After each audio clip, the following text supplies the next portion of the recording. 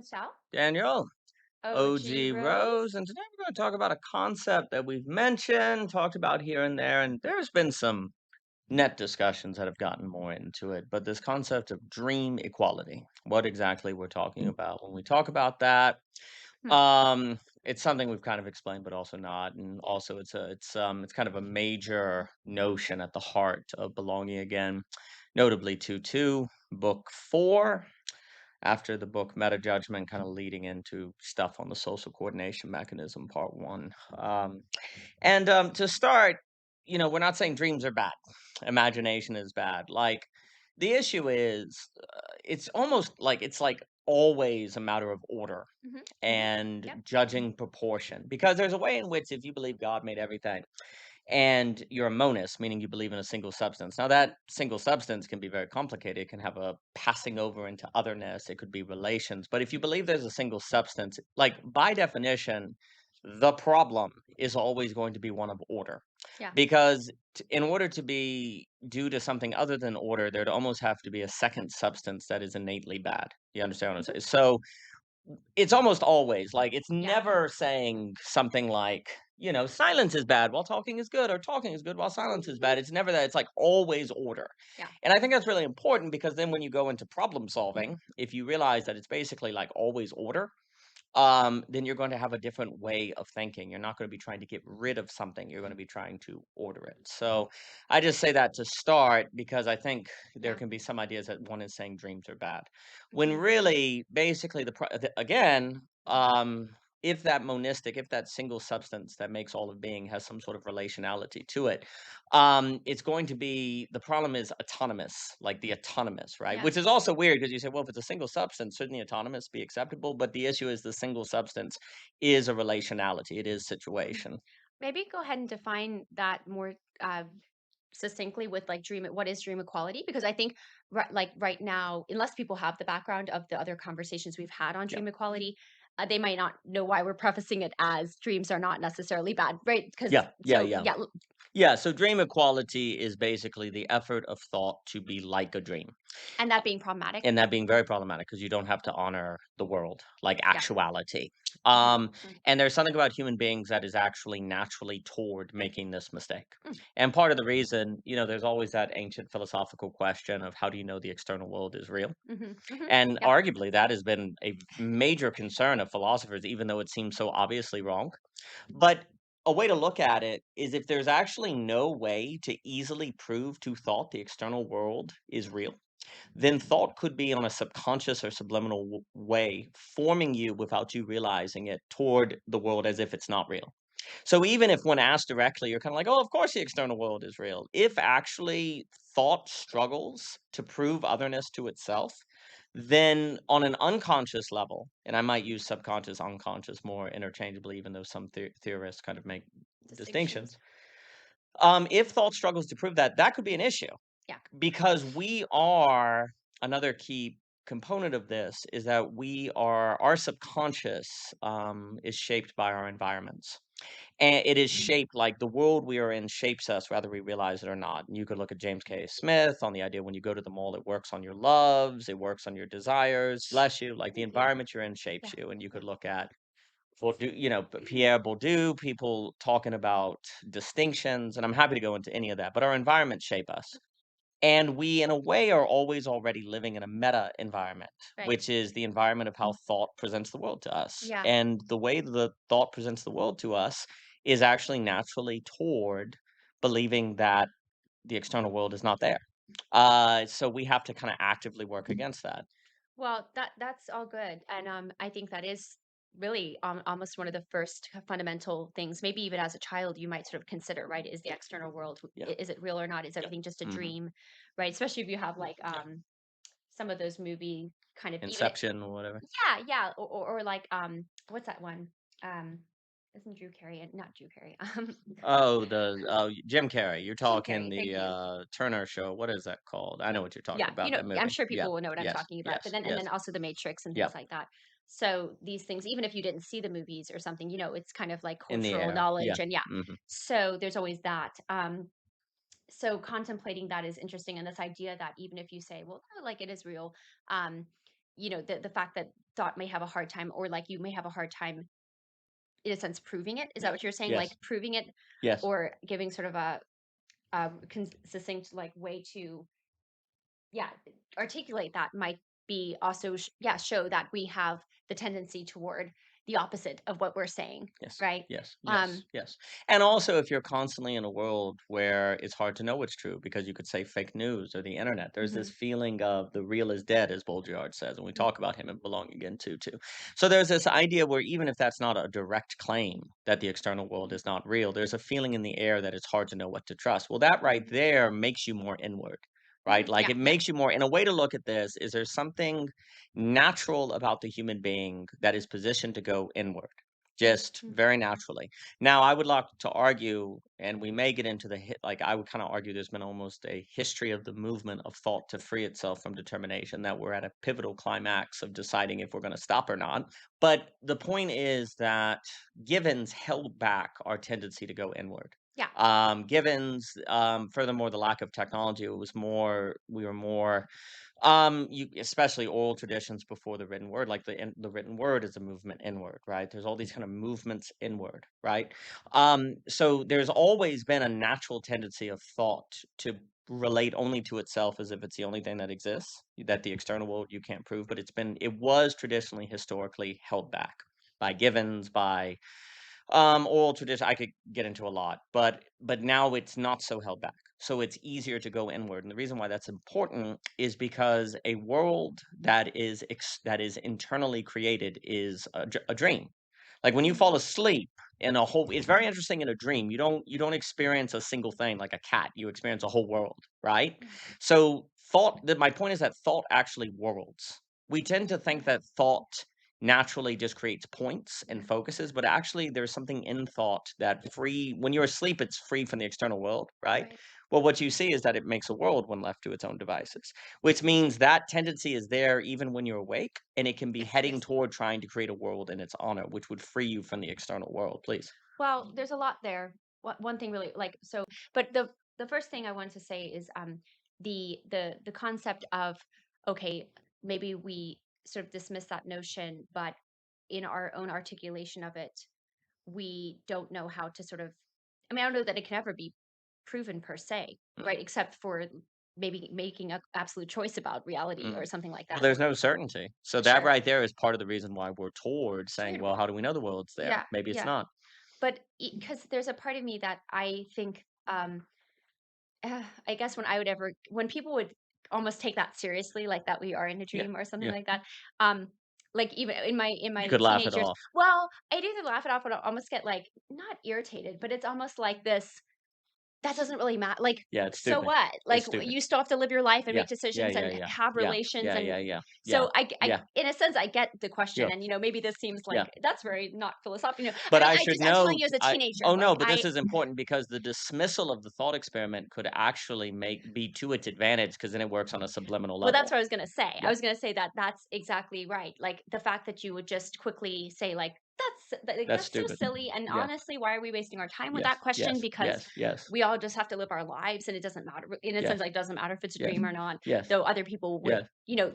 I think the counter often comes from who's making the dream, right? Like, who's kind of Oh, yeah. the Yeah. Absolutely. and that's why I think people may sit with it longer because they're like, "Well, maybe if we could really answer that question, we could get to something that feels like it's controlling us and we don't know what it is, but we want to know what it is so that we can have more control, et cetera, et cetera." I mean, like these movies kind of paint, obviously, Yeah, now and I would say it's actually comforting to believe it's another human controlling it Yeah. versus it's actually, in a sense, a conspiracy of thought as self-relating to itself emergently. Yeah. Like, it's how thought emergently operates. Yeah. One, in a sense, we're kind of the unconscious is always in the background, Yes. sort of Yes, dictating things. collective consciousness, yeah. Yeah, our own and then collectively, and that is something that does, in a sense, you know, um, I don't want to say that it's like means that reality is a dream. I'm just saying that there is a way in which it comes. Like this is why there's this formative reality to dream as informing our formation of thought, Yes. because we do have an unconscious. Or if Yes. we want to at least, some people may not agree with that, but let's just say Sure. we can because of the development of psychology, Mhm. philosophy, et cetera, over the years. Okay, so that's there. So we do have a and we, everyone just like just a very anecdotally has dreams, right? They go to Yep. sleep, they have dreams. Some people remember them, some people don't, but they happen, right? So that exists. Now, how much of a role does it have in shaping our thought and all of that is what, these sort of, I feel like this topic brings up. Yeah. But what I mean to say is that there is some, like, there is more to that question than we should, Yeah. there's more to that question. And yes, in a sense, you could just say, well, look, guys, it doesn't really matter because we still have to live our Yeah. lives. But there is the reality of this relationship dialectically between dream Yes. and conscious thought. Yes. And that's really more of what the question can hopefully avail. Instead of it being, because I think another direction is just paranoia, right? Oh, we're in a dream, like we Yeah. have no control over our lives, and people are just gonna use us like little pawns.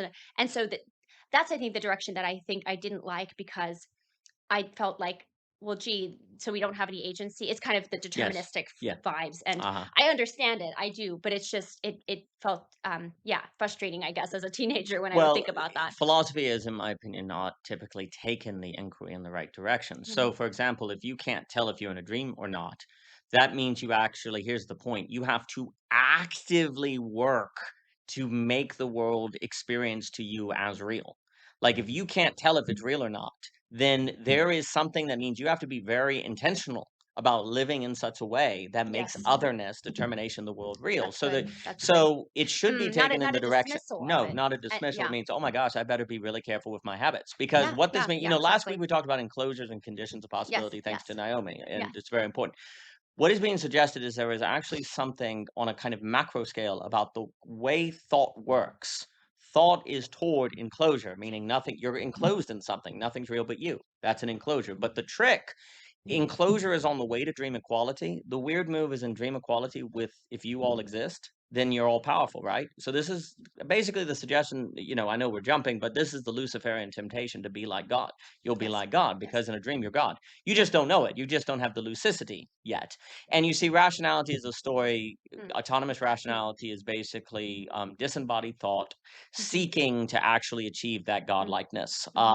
And we have to fight rationality and make it concrete because otherwise, through technology, capital, fungibility, the equal sign, now all of that has to be get into rationality ever since like the giant claim of belonging again 2.2 and maybe the history stuff's in 2.3 because the book is way long, and can't be printed at this point. But basically, ever since we sat, E.O. Wilson talks about sitting around the campfire and basically coming up with language. Well, the moment you come up with the word cat, you have an abstraction. So the birth of abstraction. Then Mary Douglas is going to talk about how institutions had to come into existence to make authoritative abstractions to bind people from larger number. Like as you get larger and larger numbers of people, you need authoritative abstractions like freedom or democracy, right? Like why do we have something to do with people in Kentucky? Because there is a authoritative abstraction that binds us, right? But the point, and then as you get that, then it moves to capital, which is an abstraction, the logic of capital economics that works into technology, Nick Land, and it's been a story of a movement of thought to becoming autonomous. And the ultimate accomplishment of autonomous thought is to make determination a dream, basically. Mhm, Which, if you had technology that could change, because like change genes, basically VR would be the ultimate, a simulation is the ultimate example of dream equality because you are no longer bound to determination. Your experience of otherness is equivalent to the experience of otherness in a dream. yeah. Like you experience buildings in a dream, but they're not other, they're actually you, right? Just you're making those buildings in your dream. That's why if you were lucid, you could do whatever you wanted, right? Mhm, So that has been subconsciously running in the background of human mhm, history, and mhm, now it's about to reach its apex and completeness in AI. Nick Land is correct. And if we're not aware of this kind of, I would almost say, demonic campaign, because it's a campaign of basically Lucifer in a certain sense to make us like God, that is in our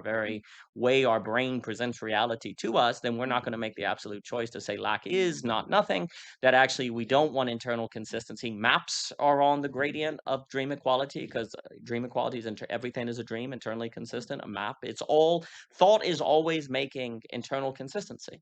And mhm, a dream is an internal consistency that no longer has to refer to anything outside itself. And mhm, so now you're God.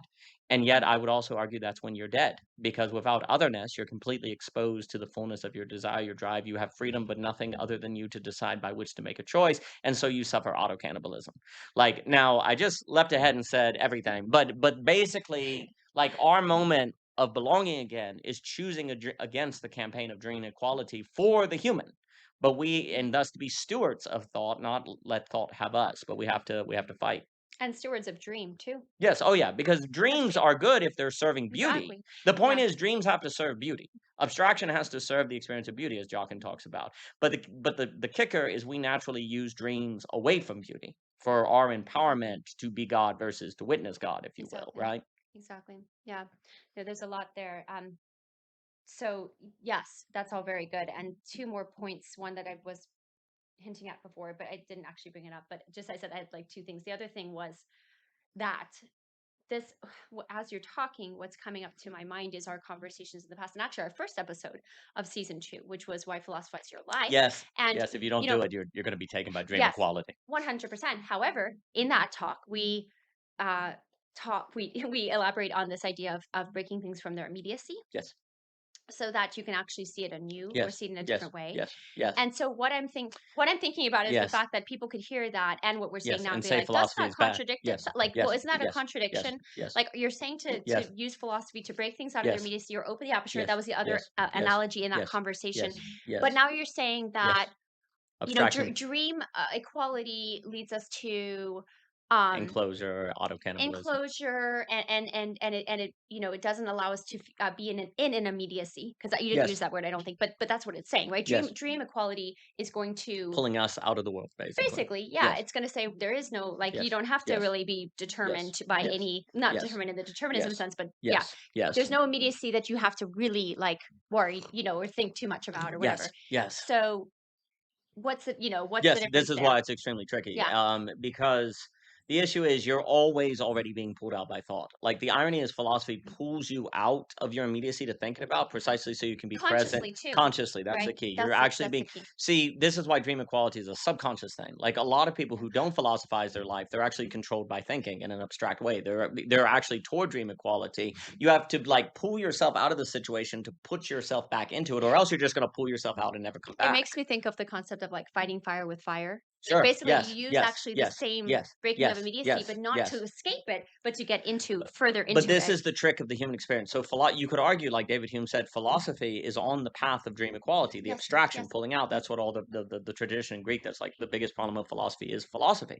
But the issue is, remember, nothing that exists can be bad. It's all disordered, right? So everything that has actually brought us to this like final campaign of dream equality in AI is actually, if we make the absolute choice in favor of beauty, it will be as if it was all the correct history because it was leading us to that movement into beauty and actually all the political and economic possibilities of that. But it's all about how you use the philosophy. And if everyone now, after the loss of Gibbons, is already philosophical consciousness is spread around the world. It's not that when we say philosophize your life, we're not saying you philosophize while other people don't. There's a way in which we're saying everyone is already philosophizing. We're Yes, just yes. saying to realize it, which is a key term in Hegel. Like in Mm, Hegel, you don't add, you realize. We're mm, just saying to realize what's going on so yes. then it can be directed in the absolute choice toward beauty and intrinsic motivation, drive, community. And then here's the thing, this is why we're saying dreams are not bad. And I should talk about why we call it dream I know. I equality was gonna with ask the you. equal Yeah, sign. that's exactly where I was going. Yeah. Like, why is And it called dream equality? Okay. yeah, is when you have a conversation like this, when you have a gathering of people who are at your house, you have that dialogos, you have that flow, there's something dreamlike about it, but it's dreamlike in the world, in Yes. particularity, thanks to limit, thanks to deter. Ebert stresses limit. It's thanks to otherness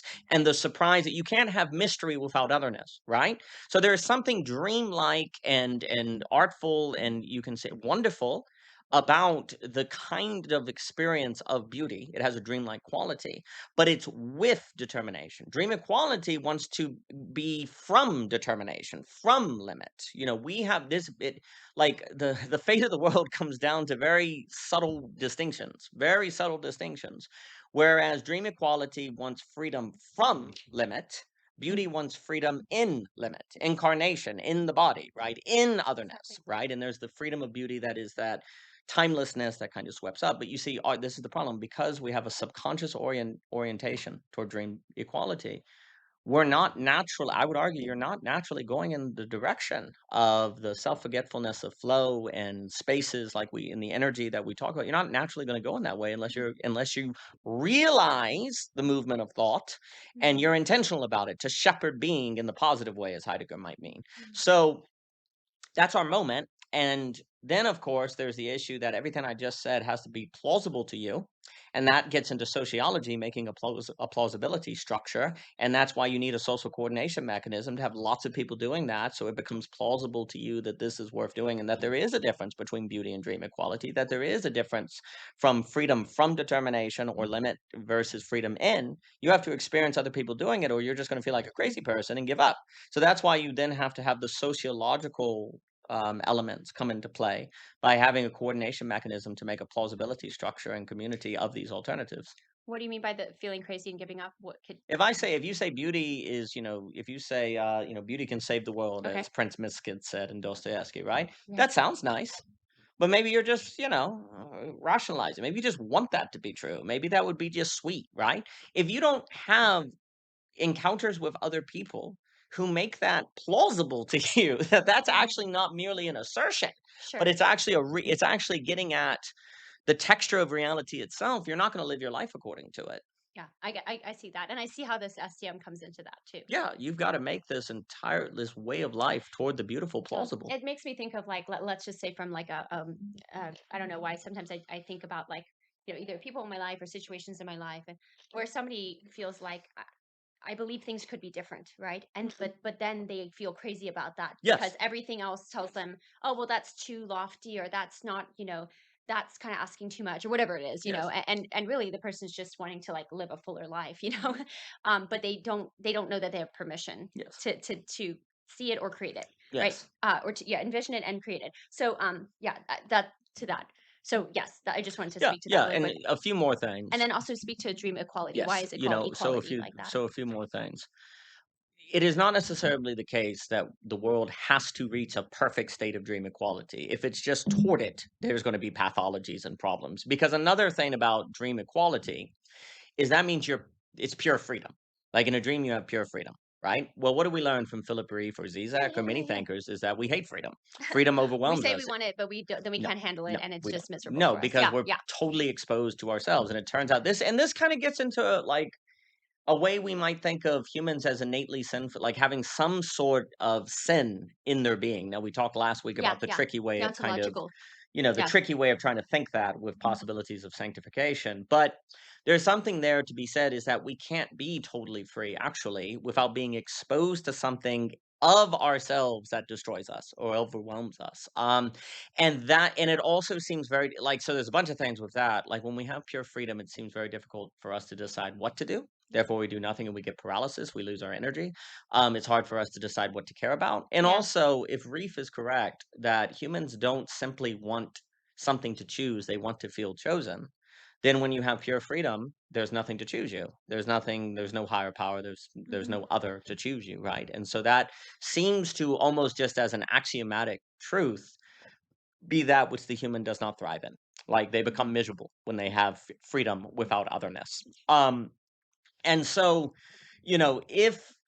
if dream equality, so if history is moving toward pure loss of givens, pure freedom, pure individual customization, all the way down to the CRISPR level, the argument would be there's reason to think from psychoanalysis, you can get into Lacan, etc., that pure freedom would actually destroy us. And I think you see that, like people just become hikikomori basically. Yeah. So that's one part of it. And so even if just being toward on a subconscious level, just being toward dream equality is to move us in the direction of a world that's increasingly going crazy, Hmm. basically. Hmm. Now, on the question of why it's called dream equality. So the word equality is very important, is because that means equal sign. So we want, determinate, the crepe myrtle over there to equal a dream. Like if the crepe myrtle over there equaled a dream, I'd have control over it, right? Or there would be some sort of way I'd be free from its threat.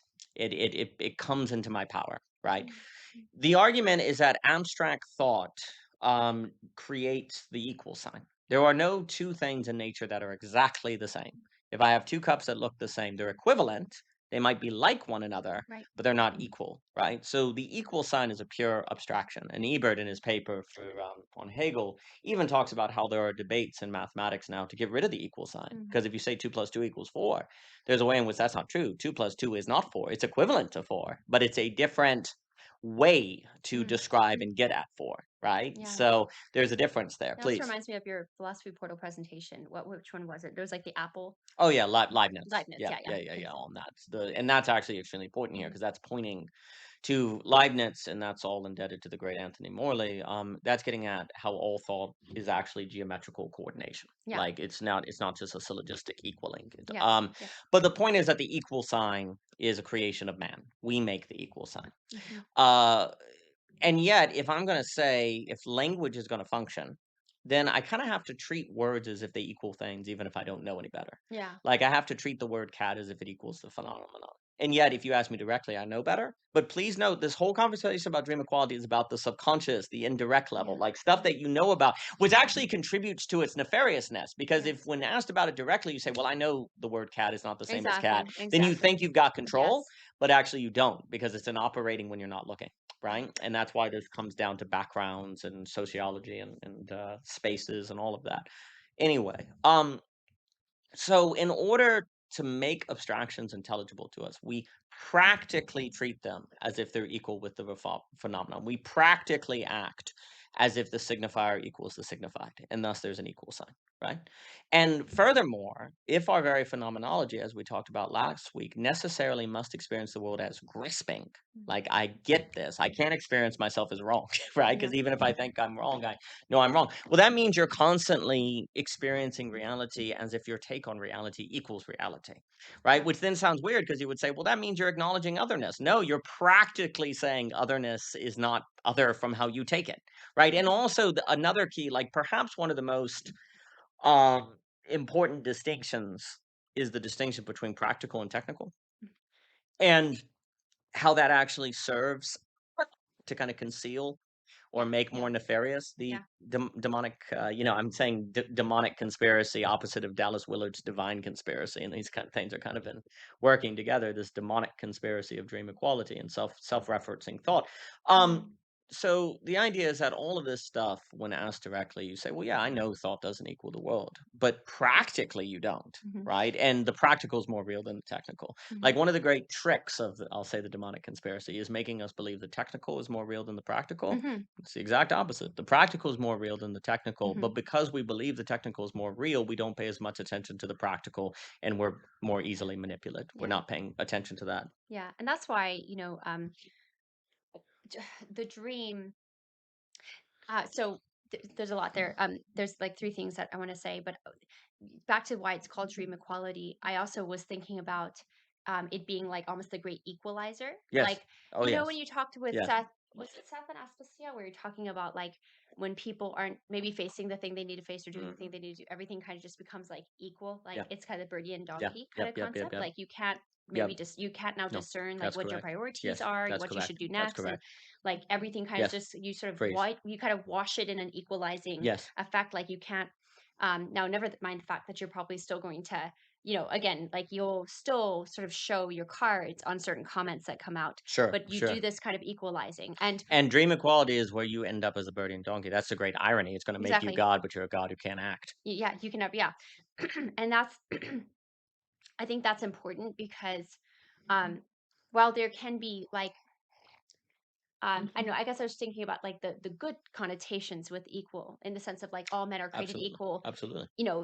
Imago Dei kind of Yep. concept things, right? Absolutely. For Absolutely. every human, every race, every Yes. ethnicity, Yes. every person. Yes. So Yes. there's something about equality that is, Good. good. But It then we overfit it. Yeah, So our problem is yeah, always under and overfitting. overfitting, Yeah, taking too far. It's not right or wrong. But yeah. again, if you're in a monistic, if it's a single substance and Hmm. only, then it's always disorder or overfitting or Yeah. whatever. Well, I don't. Did we bring up dream equality when we talked about the possible probable? I Because believe I'm so. thinking about it Yes. right now, where the how we can think about this equalizing is that equalizing this dream equality, right, that does this equalizing, does wants to just do the possible without the probable, right? So Yes.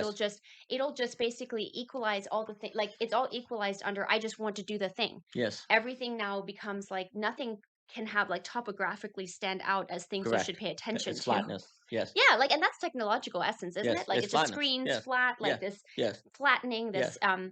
so yeah, there's something important about that. But Well, the I irony is in dream equality, everything is actually flat. It's Yeah, all just you. It doesn't have texture. It doesn't have yeah, otherness, right? But yeah, you're all powerful. But yeah, you're all powerful over a void, basically yeah. nothingness. But when you can get like that's why I think there is a power in acknowledging dreams do exist, right? So dream equality exists. Mhm. I don't know that we can ever get rid of it. Like we're talking about No, this you can't get rid managing. of the Yeah. threat of it, Yeah. no. No. But you can become conscious about it and you can utilize it Yes, for your benefit and for the yes, benefit of your own ability to think properly. And that's where this practical technical distinction comes in where yes, like this is something that Corey Malloy, you know, love talking yes, about her, but with her program Rooted Families and such, she'll talk a lot about the fact that people self-sabotage. yes, But I if you do. ask them directly, they would not Nope, admit to no, trying to keep themselves from doing the thing they want to no, do. Like who would no, admit that? yes, But they practically, so technically yes, they'd say, no, no, no, I'm yes, not trying to like keep yes, myself yes, from but doing these, practically they you know, do. better. Yeah, but practically they set up, they do this all the time, Yes, but it's so deeply ingrained unconsciously that you don't want to change because it requires more energy and your body's like, no. So then you don't want to do it and you'll find a way to basically believe you can't do it, even though you can you really there are ways for you to be able to do it, but you have to just kind of do it. Like that's what we talk about, this leap of faith thing, this non-rational, right, where you just do it and then you start to see, oh wow, there's fruits, there's energy, there's yes, all this stuff. So but I just thought it was really speaking to what you said where um basically on the unconscious level we will self-sabotage, but if you ask directly nobody would admit, like, I exactly. mean, I guess some people do, like there's a lot of psychological language that, you know, on the mainstream of like Sure, sure, social media that but it's people not now. natural. It's not What? natural to No, admit and it. even if people, well, it's not natural to admit it, and also I think people sometimes admit it almost as like, I self-sabotage, and then they just, Do it anyway. or like they'll acknowledge it, but they don't, like Because you can't they'll change acknowledge unless it you as a, change your habits. You yes, gotta change your habits and yeah, your I think environment and your thinking. it's almost like acknowledging it to excuse it, Oh, honestly. yes. I Oh, think yes. people Oh, do that a yes. lot, where it's Oh, like, "Oh, I yes. self-sabotage." Okay, so, like, what do you, and Yes. it's like, "So do you wanna do that or not wanna do that?" Correct. Well, then you have to get into that question, and can that be like, how do you answer that practically versus technically? You see what I'm Yes. saying? But Yes. but it's just important because these things are so latent in the unconscious. But when, and that's why the, but if you ask people, they'll say something different. But what do they do? What do you actually do? And that's what demonstrates it. And I think like yeah, it's just something that was coming to mind as you were talking. Well, there is a sense in which dream equality is a giant campaign of self-destruction and self-deception and self-destruction of human beings.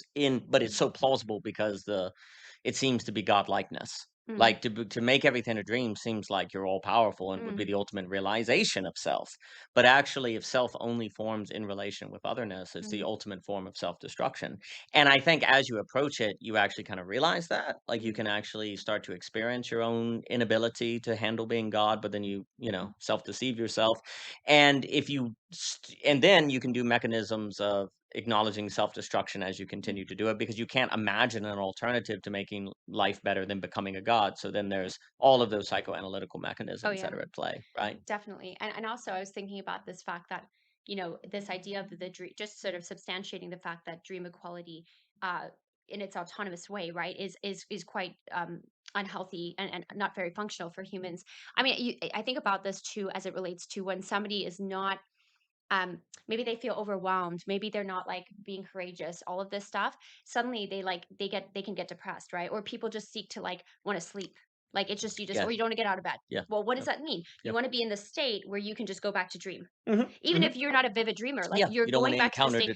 You determination. just like, Yeah. just keep me in the place of Yeah. the dream, because Absolutely. then I don't Absolutely. have to actually you know, I Yeah. don't have to, Yeah. I don't, because I don't know how to face it, right, I don't know how to be courageous, and I get it, I really do.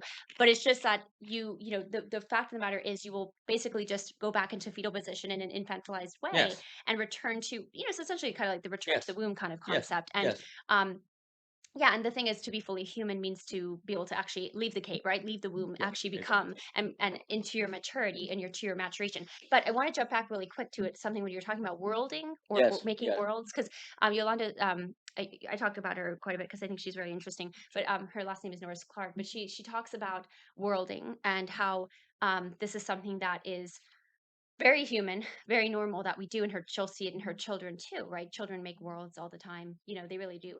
That's why their imaginations are so powerful, right? And I guess what I was trying to think about is the fact that she also has this really lovely section in her book about the how disembodiment is often what people go for like almost to escape what they're dealing with. So people will have like oh, it was kind of an out of body experience to birth, right? Well, she's saying birth is actually challenging you to actually be fully embodied Yes. as you transcend. It's just like the wildest thing, and it's almost like oxymoron, but it's Hmm. actually possible.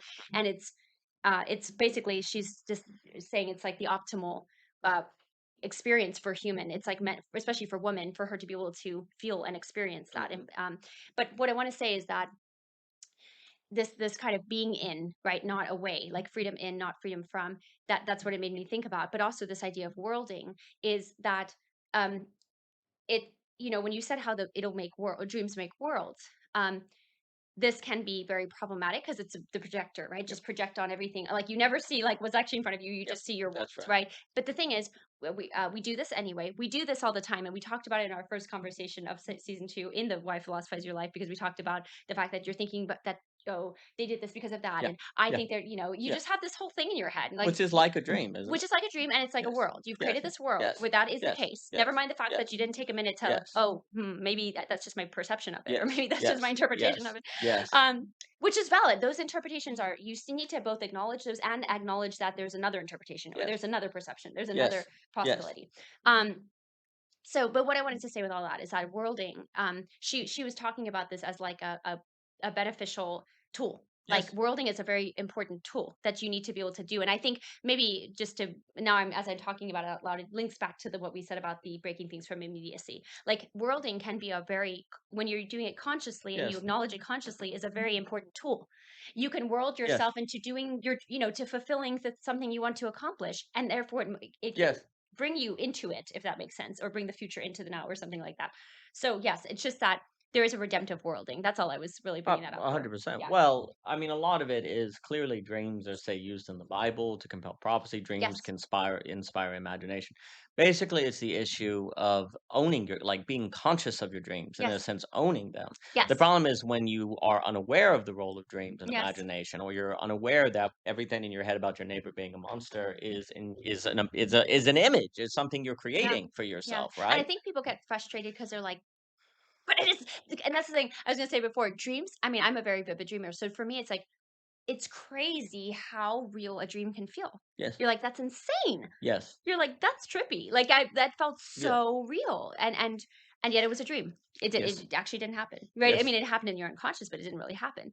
And so, what I'm trying to say is that we do this consciously, well, kind of unconscious slash consciously, when we say this, like, but the neighbor is a monster, right? We get so vehement about, but this is the, like, you're just trying to see, like, I'm seeing reality. I'm Yes. seeing it the way it Yes. is, Yeah. and people get offensive and like upset about it. But really, this is why I said you have to hold both. Yes, you have the perception and the interpretation that your neighbor's a monster, and there is another perspective, there's another interpretation, there is another possibility. And to get greater in touch with reality is to run toward that, not away from that, not back into your dream of what you are so certain about your neighbor, right? And that's where the certainty uncertainty topics come up a lot in our philosophical talk and promotion of philosophy, if you will, because it does help you to destabilize what you feel so certain about, so that you actually can free yourself from your own misery, right? But anyways, I just wanted to say that too, about this reality, like you feel so, but this is real, and there's this kind of, yeah, you're fighting almost like, kicking and screaming about it because you're so just you so right, you feel so right about it being real, and yet it's actually a dream. Not that Well, it's not somewhat, there's some reality to it, right? That's why dream analysis can be helpful to understand yourself yes. for more, for in a further way, or Yes. like you said in the Bible, dreams are used to foretell, or to um inform, or whatever, like they, but it's not the entirety. It has to go back to the dialectical of the actual lived experience and the actual witnessing and all of that. So Yeah. Well, in dream equality, you're never wrong. mm, And so basically, that's like you're God. You're never wrong. And so what mm. ends up happening is like that And you entire kind of can't be wrong, like in a you can't dream be you wrong. don't, You can't be wrong. yeah, Yeah, it's all you your don't creation. experience, yeah, It's all your creation. yeah. And so likewise, a situation where, like, basically not wanting to be wrong about your neighbor being a monster is on the gradient of dream equality. Mhm. Like, imagine a world where you're not wrong about your neighbor being a monster and actually can't be wrong.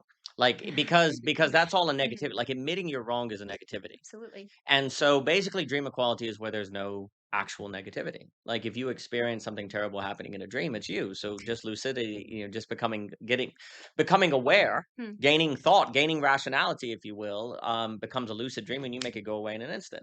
Right. So Hmm. all wrongness in a dream is contingent. And you're the contingency. And so you're ultimately all powerful in that sense. So being wrong is only possible in a world that isn't a dream, where the world is real.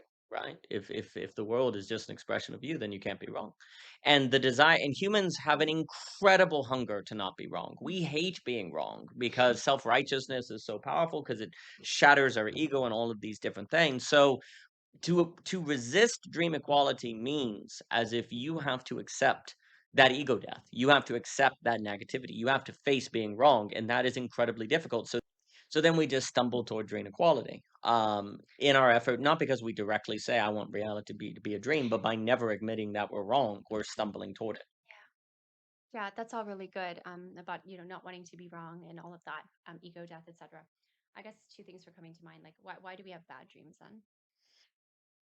Um, I mean that we, it should be noted that psychoanalysis is extremely interested in dreams. That's not by chance that this entire topic is kind of covered in psychoanalytical thinking.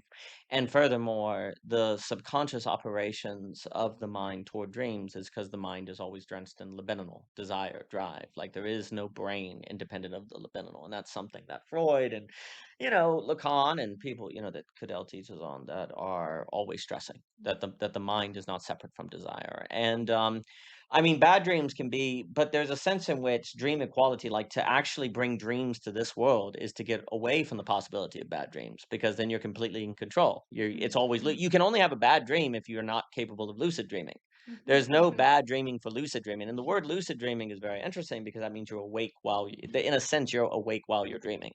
The Mm-hmm. ultimate libidinal desire is lucid dreaming. And technology is the effort to bring dreaming to this world, is what we're trying to do. Like abstraction is bringing dreaming to this world so we can be awake. Now, of course, you would argue that's actually going to cause the apocalypse. Like trying to avoid bad dreams actually kind of guarantees them, right? Mm-hmm. There's a lot of bad, interesting enough, as I understand it, many bad dreams can actually be you calling yourself to face something you're not facing. They Exactly. can actually Yeah. be in a weird way, they can actually be a positive thing because they're actually compelling you in a direction you're not going and need to go. They can be tied to repressions, but they can also, bad dreams can be tied to traumas that are Mm-hmm. manifesting Mm-hmm. in different forms. Mm-hmm. I mean, that gets into that topic, but there is something about dream equality is removing the possibility of bad dreams. Now, of course, biting the apple in the Garden of Eden was trying to make paradise more like paradise, and you lost everything, so it just doesn't work like that. But that's how I'd answer. Yeah. No, that's good. It also made me think about like if somebody were to say, let's it's a weird analogy, but let's just say the bad dream equals like self sabotage. Let's Sure, just say, sure, okay, sure. if we want to make like some what do you say equivalence there, Yeah, but I guess there's a part of it's like where a person might be like, I genuinely don't want to self yeah, yeah, sabotage, yeah. but I guess on some unconscious level I I do. am willingly Yeah. doing this. Mhm, Why? mhm, Um, and then maybe the person would be like, well, what do I do? Kind of like, what do I do mhm. about it? Yeah, Like okay, so yeah, I mean, I can think about it as it relates to like what I learned through the village women. There's like actual, sure, habits and like sure, sure. ways of like trying to get in touch with that aspect of yourself, which is the unconscious and is the body, Mhm, like getting into certain habits.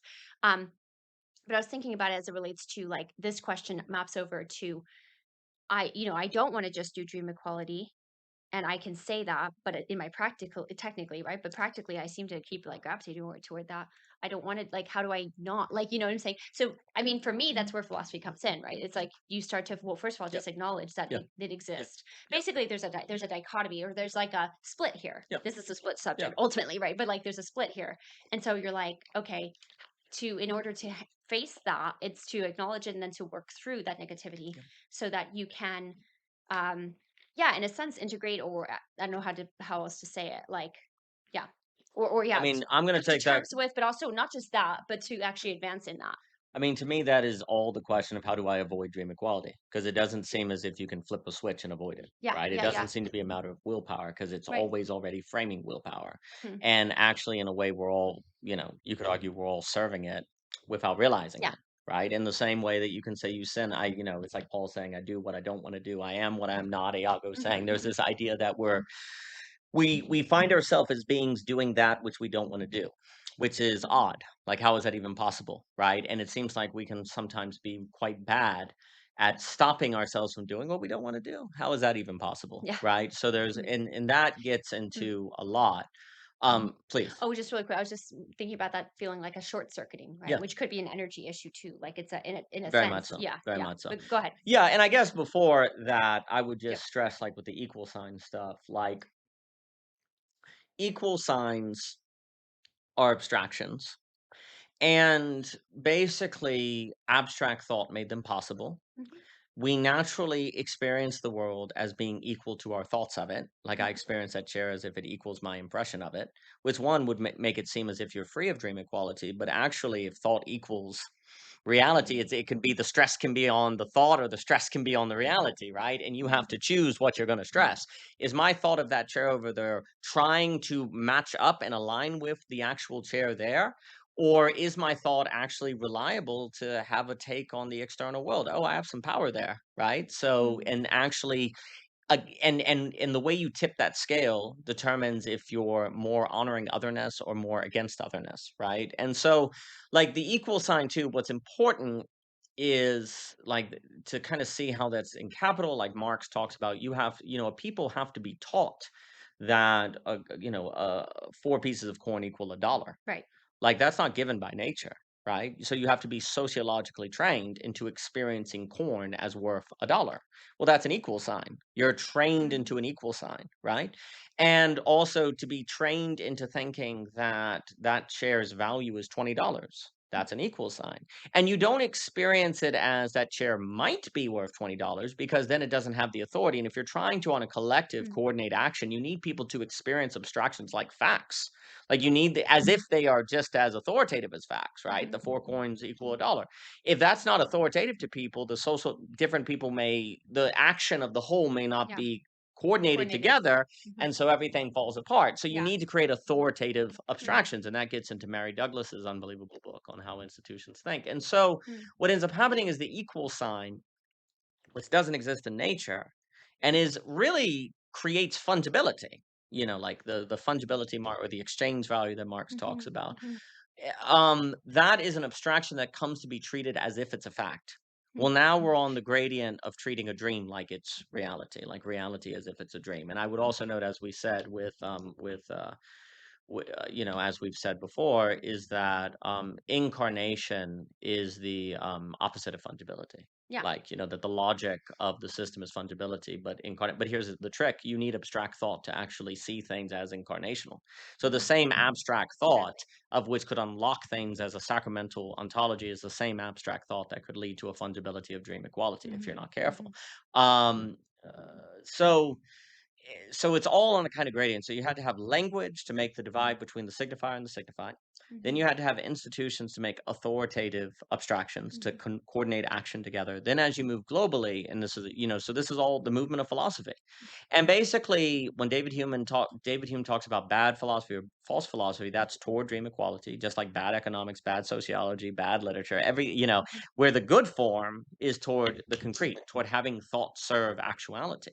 But in order to have thought serve actuality, you have to treat as real that which could show you're wrong, or mm, could go against your desire and will, or that you'd mhm, have to humble yourself before. And so there's a training of the subject here that is necessary to truly treat the external world as real.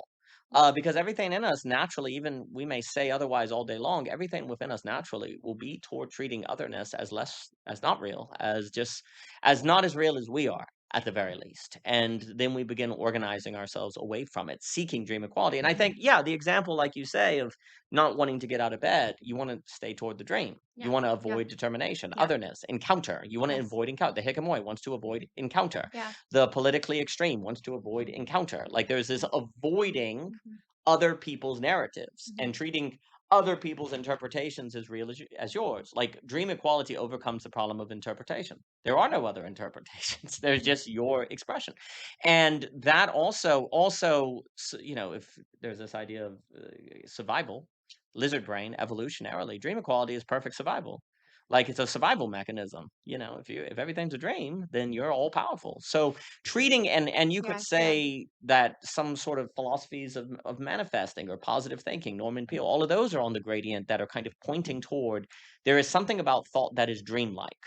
Um, and we kind of want that to be true, right? And then of course that gets into where there can be a wisdom for the world to kind of throw out theology and metaphysics because those fields are dangerously close to ending up in dream equality, like prayer as Mhm. kind of wish fulfillment or casting spells. But here's the issue: you throw those things out, then you're dealing with pure facticity. You get the meaning crisis. So we have to deal with dangerous things like that. I guess I bring that up because it goes back to this idea that doesn't philosophy seem to be in the direction of dream equality? Oh yeah, it definitely can be. And we actually tried to form society without it. We tried to get rid of metaphysical concerns theology, and we tried to replace it mostly with capital in neoliberalism, that the world would be coordinated by capital and we wouldn't have to talk about first principles. But capital is on dream equality. Capital is on the gradient of dream equality. You can't avoid the risk. Capital itself is an abstraction that is actually, so it was like a fake revolution. It was a fake solution. It was a fake address. Like dream equality, there's something very nefarious, something very crafty about Thought's campaign, the demonic campaign, is because it offers solutions to its problems with that which is a continuation of its campaign. And now you could say we're having to regain metaphysical thinking, regain the ability, but we're out of training. But you need the social coordination mechanism to regain it. There's more to be said because on the question of how you change that needs to be answered. But let me throw it to you. Well, yeah, there's a lot there. It made me think about the fact that if you bring some awareness to it, it can't like I don't know. The other day, it sort of dawned on me how it was like so much like a dream to just be able to, okay, I need this thing, I can order it and I can get it in two Sure. days. Like Yeah, that's like dreamlike. there's Yeah, something really technology is yeah, dreamlike. there's It's something removing crazy limits. about that. Like that's never before in hit like what? Like that's insane that you can Technology is a campaign against limitation, ergo, it is on the continuum of Mhm. dream equality. What you say It's technology technology. and capitalism. I mean, they're all Yeah. on a gradient of making the world more dreamlike. Yes. 100%. Yeah. And so that if you I think The technological essence is dream equality, Mhm. basically. Yeah. So one could say, well, what? Don't use Amazon or don't use online shopping or something. Correct. That's what they would say. But that's why it's not like there's nothing innately bad. It's about ordering it, right? It's Hmm, about hmm. using dreams. Are you using Amazon for beauty and community and flow and dialogos, or are you using it for hikimorism? Yeah, exactly. Yeah. And I mean, exactly. And that's where But it's that like means you as a person have have to to develop discern. the agency and Yeah, discernment to do yeah. it. And maybe you discern not to use Amazon and not to That's use online fine. shopping, and that's fine too, right? Like that's what you choose Yes. to do. You Yes. know, you make that absolute choice. Yes. Whereas the other person makes the absolute choice to live perpetually in a VR world and Yep. you know, always get their stuff brought to them with like, you know, whatever it Yes. is, Yes. And DoorDash and whatever, yes, and Amazon, all that someone stuff. may respond to that and say, well, everyone will just do their own different things. Well, the argument would be if psychoanalysis and all these things are correct, that actually ways of life that achieve dream equality they'll suffer auto Yeah, yeah, cannibalism. exactly. Well, I'm saying that people will have the Yeah, choice. they They will. will There have the will be that choice. selection, that natural But there selection will will be occur. but there will at Yes. that same time there will be a natural yeah, there will be a The new what environment selecting, if we're talking like a natural selection kind of thing, the new environment, the environment selecting for ways of life, if you will, is moving from nature to the meta environment of basically global interconnectivity, the internet, like the collective subconscious ultimately is what's going to select. And there are ways of life that can handle exposure to the collective subconscious better than others. yeah, And the ones that can handle it will do well. And the argument would be a form of subjectivity toward the beautiful yeah, that treats lack as not nothing, that has means of social interaction that can think forgiveness. Forgiveness is such an emphasis into one. It's stuff like that are going to thrive, and those that cannot will perish. mhm. But that we have to get into that. But please, Yeah, yeah, that's all very good. I guess I was thinking about the equal sign a bit more because it made me think about, especially during like, I don't know, probably around uh like the 2020s, somewhere around there. Well, it's kind of like that reactionary there's like the strong neoliberal and then there's kind of the conservative yes, reactionary point to be like, well, 2 + 2 = 4. Yeah, do you remember that, yes, like that yes. kind of and sort of this I think it's really interesting The equal because sign is an authoritarianism. There is an yeah, authoritarianism in the equal totalitarianism, totalizing.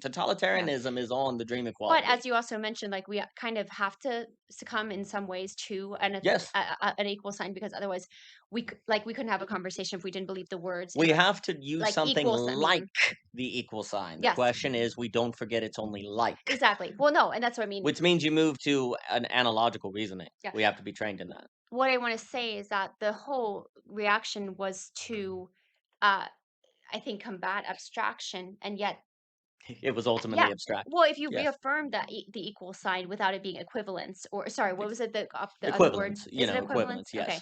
Likeness, Equality, yes. equivalence. They're Okay. very Yeah. similar, Yeah, but yeah. they're not No, the no. same. Yeah, but they're not the same. And so, right, it's like this doubling down on, well, but 2 plus 2 does equal 4. Come on, like we can't, we have, and this goes for people who use facts. Now, what's funny is that, especially during the 2020 stuff, like a lot of times the liberal position might also just be doing facts, facts, facts, like they'll be fact checking, whatever. Everyone is. So everyone does this. It's just in their own way. Like they'll just Yeah. privilege the way they want to see that. The demonic campaign is very tricky. It's Yeah, very cunning. yeah. And what I want to say is that anyone who's doing that, whether it's, hey, like, this is absurd, of course 2 plus 2 equals 4, or the person who's like, this is absurd, of Mhm. course factually, you have to Yeah. stand this far apart from this person to not whatever. Yes. Like, that those things are ultimately actually reaffirming a type of abstraction Yes. in the name of fighting an Facts. abstraction. So Absolutely. it's a very tricky, like you're Yeah, saying, well, it's a tricky. technology is always asserting progress and the facts in our life. It's just a fact our life will be better. Everyone is constantly referring to facts, which again speaks to the cunningness of the demonic, conspiracy. And dream equality is because the ultimate way you push forth the goals of dream equality is facts. And that sounds as if you're acknowledging otherness. And reality. Yeah, it It's sounds not like you're, dream, it's yeah, it facts. sounds like you're acknowledging reality, Hmm. but the framing is assumed. Like it's your framing of the world, it's your interpretation of the The facts, yeah, situations. Because exactly. facts are always worldviews are always world facts. Yeah, Like facts are always yeah. facts within a network of of conclusions and Yeah, premises. Rookmacher's very good on Yes, he that. is. He'll talk a lot about that. Like, fact is like reality plus Reality interpretation is or fact something. plus meaning. Yeah, yeah, Reality is fact plus right. And meaning. like he had this beautiful, like, I was listening to like an audio thing of him a couple years ago, but he was just talking about, like, send people into a room, have them go to the room and come back, and ask them, individually, like, what each of them saw. Yeah. They'll have Yes. different things they Yes. saw, Yes. right? Yes. Some of them might overlap, but Yes. like they'll probably Yes. and so anyway, it just Which many people would say is evidence there's no such thing as truth, but it's just no. evidence that actually truth takes work. Yes. Like you have to Yes. it takes the ability to speak with otherness, to commune, to think, Perspectival. perspectival, Yeah. encounter, surprise, Yeah. and stuff like that. But isn't that kind of why, like, at least from the Christian perspective, the Trinity is really important in that way? It's like Yes, but this. you could argue the Trinity actually, I know the Trinity is emphasized today in Christianity, but for a very, very long time it was not Mm. emphasized. I meant it more just that there's a multi perspectival Well, I think so. relation. Yes, Yeah. absolutely. Yeah. I would say so. I would say it is. Um, and again, there's arguments that Christian there were forms of Christianity that didn't believe in the Trinity Sure. Sure. and so on and so Yeah. forth. But regardless, there is something to be said about the Trinity, and this is ultimately Leibniz. That would kind of be what you would expect if you take seriously the way intelligibility works. Mhm. Yeah, and maybe as a practical note, if you ever feel like kind of dogma, like, it's sort of yeah, when there's ever something that is like, but that's just a fact.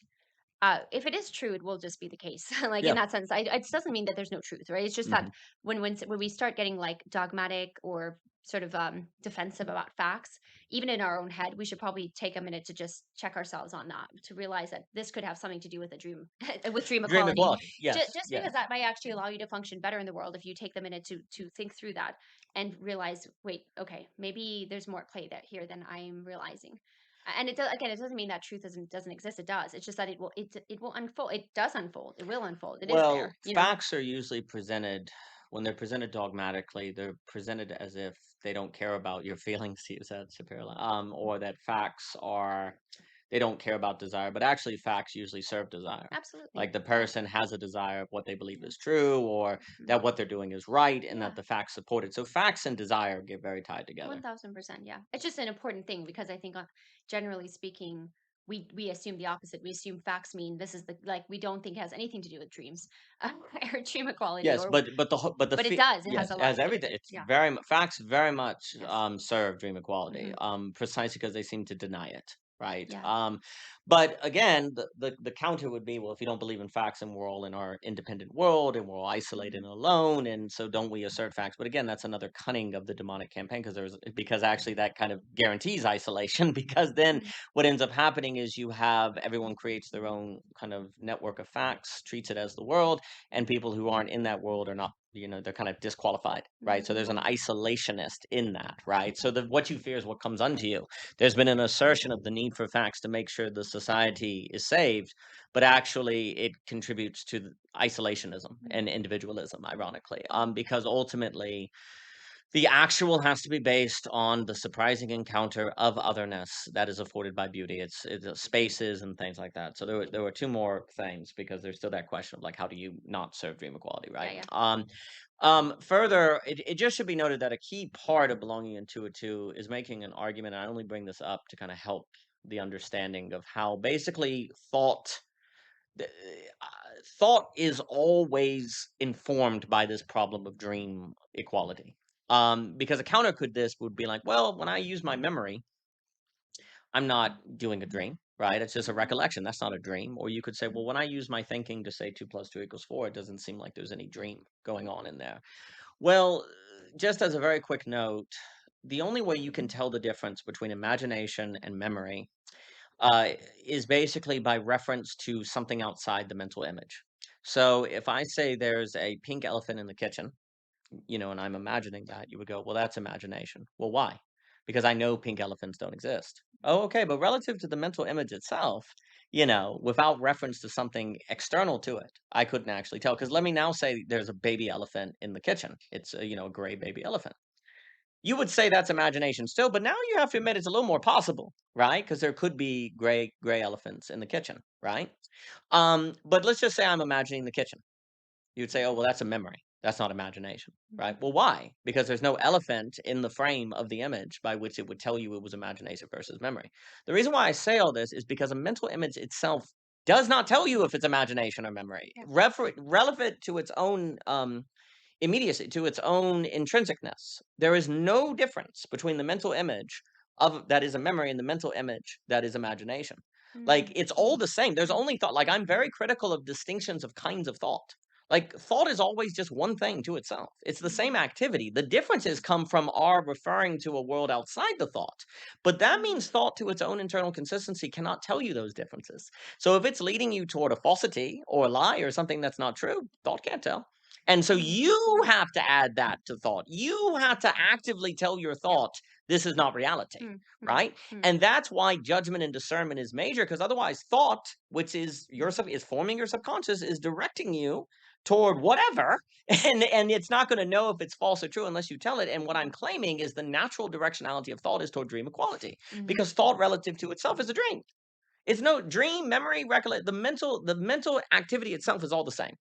And what we learn is basically when you go to sleep, you kind of are shown I want to say the campaign of thought. You're shown what thought is doing. It's trying to world. It would world all day long if you just stayed asleep. It would make a world. It would make up anything. It would make a realm where you were God any day of the week. And my claim is simply that it's actually always doing that, even when you're awake. You're just forcing it to encounter determination. But thought does not like that.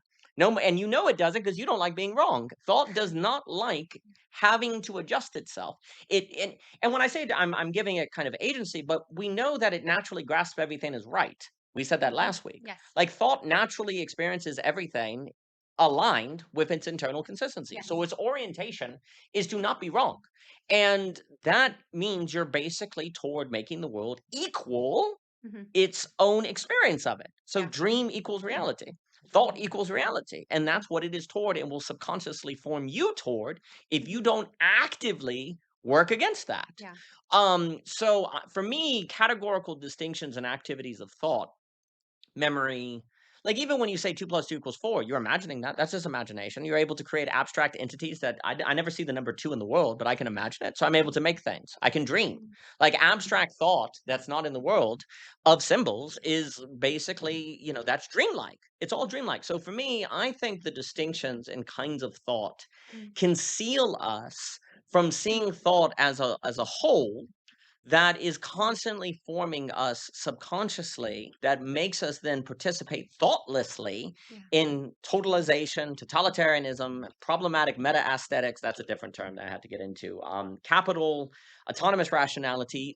The reason why there's this continuum through history from the birth of language is because thought has been continual. It is not divided, it's a single activity that through time, that total habituation then comes out more times than not. right? And if you don't actively work against it, then it's going to take you where it wants to go. But then the question is, how do you actively work against it, and how do you not be toward dream equality? Mhm. But what were you going to say?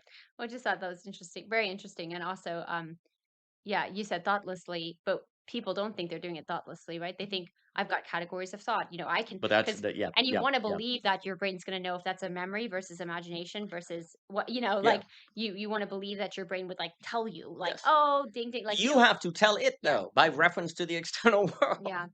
And that also made me think a little bit about Which means thought has to inform itself something that's against its own experience of itself, which is a really mm, weird thing to think. But thought experiences itself as a whole, like entailing right. everything. So thought has to tell itself you're not what you experience yourself as, which is really difficult. And you're Well, not going to do that without training. hmm. But that's so funny because it sounds just like the person who's like, okay, I'm going to do a meta move on thought with my Yes. thought. And I'm going to say that thought has these different categories, right? Yes. It has this Yes. memory, it has Yes. imagination, it Yes. has, it's Yes. like conscious, Yes. Yes. active, or I don't know, Yes. just pick some Yes. terms. So doesn't it feel like it's already doing that in doing that? Yes, and that's part of the demonic conspiracy. It's very cunning. It seems like a meta move, but any meta move that is creating, you're making categories. Categorization is not bad as long as it comes back to the Gestalt. Like this gets into Gestalt stuff with James Wiggy and et cetera and so forth. Thought Right, that divides versus apprehends. If it never divides and comes back to an apprehension, it's a problem. Certainly, you can use categorical right. distinctions between memory and imagination if they're useful tools. The problem is forgetting on a more ontological, like on a more fundamental level, they're the same, right? So the problem is the forgetfulness Yeah, that tends to follow division. We tend to divide and forget that the division is just tools, right? right, right. You Because just made because thought wants us to forget that, because then it aids the demonic conspiracy of dream equality. we'd know, Yeah. right?